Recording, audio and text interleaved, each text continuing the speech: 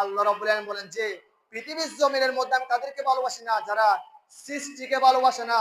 যে ব্যক্তি সৃষ্টিকে ভালোবাসে না, স্রষ্টা তাকে ভালোবাসে না। তাহলে পৃথিবীর জমিনের মধ্যে আমাদের ঈমান আনার পরে যে কাজটা করতে হবে, আজকে আমরা ভুল করেছি, আমরা ভুল বারবারই করি। আমি অনুরোধ করবো আজকে থেকে, এই মুহূর্ত থেকে আমরা শপথ করি, আল্লাহর দরবারে ক্ষমা প্রার্থনা করি, ইস্তিগফার করি, আল্লাহ রাব্বুল আলামিন আমাদের যাবতীয় গুনাহ মাফ করবেন। সবাই বলে আমিন। আল্লাহ রাব্বুল আলামিন যে আমাদেরকে ক্ষমা করতে পারেন, ক্ষমা করে দেন। আল্লাহ রাব্বুল আলামিন শিক্ষা দিতে অনেকভাবে শিক্ষা দিয়েছেন। আবার আমরা অনেক সময় দেখা যায় আমাদের কিছু ভুল ইলমের কারণে হয়ে থাকে। ইলমের একটা ইতিহাস ঘটনা কোরআন শরীফের মধ্যে রয়েছে। আল্লাহ রাব্বুল আলামিন আমাদেরকে মুসা, ওই যে আমি বলেছিলাম কথা বল, মুসা কলিমুল্লাহ যুগ থেকে যে ইতিহাস বলেছিলাম, মুসা কলিমুল্লাহ যে আমাদেরকে এই অবস্থায় শিক্ষা কেন দিয়েছেন, ওনারা কিন্তু কখনো অহংকার করেছেন, পাপ করেছেন, গুনাহ করেছেন, এই ধরনের কথা বলা যাবে না।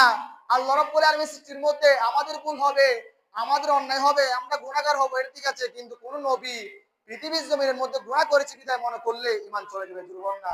আমাদেরকে আল্লাহ এই সমস্ত ভুল থেকে বেঁচে থাকার তৌফিক দান করুন। আমিন। আল্লাহ রাব্বুল আলামিন মুসা কালিমুল্লাহকে বললেন, হে মুসা, আপনি কি এই যুগের মধ্যে আপনার সময়ের মধ্যে সবচেয়ে বেশি এলমদার?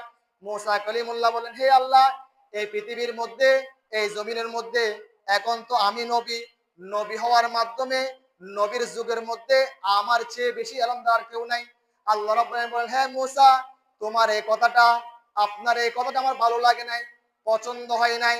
আল্লাহ রাব্বুল আলামিন বলেন, হে মুসা, তুমি কি মনে করো তুমি সবচেয়ে বেশি জ্ঞানী?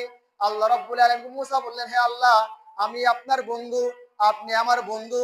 পৃথিবীর জমিনের মধ্যে এখন আমি নবী, আমার হচ্ছে এখন নবুয়ত প্রাপ্ত, সবাই আমার উম্মত, আমি নবী, নিশ্চয় আমি আপনার পরে পৃথিবীর জমিনের মধ্যে সবচেয়ে বেশি জ্ঞানী।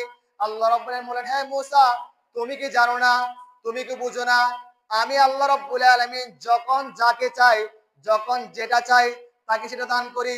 মুসা কলিমুল্লাহকে বলা হলো, হে মুসা, এই জমিনের মধ্যে, এই পৃথিবীর মধ্যে তোমার সময়ের মধ্যে তোমার চেয়ে বেশি এলমদার ব্যক্তি রয়েছেন। জোরে বলুন না সুবহানাল্লাহ।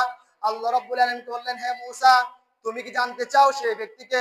মুসা কলিমুল্লাহ অন্তরের মধ্যে জানার জন্য, বোঝার জন্য, চেনার জন্য আগ্রহ জমে গেল। হে আল্লাহ, আমি তো তোমাকে রব মানি, তোমাকে বিশ্বাস করি, তোমার উপর ঈমান আনি, আমি মনে করি তুমি যা বলো তাও ঠিক।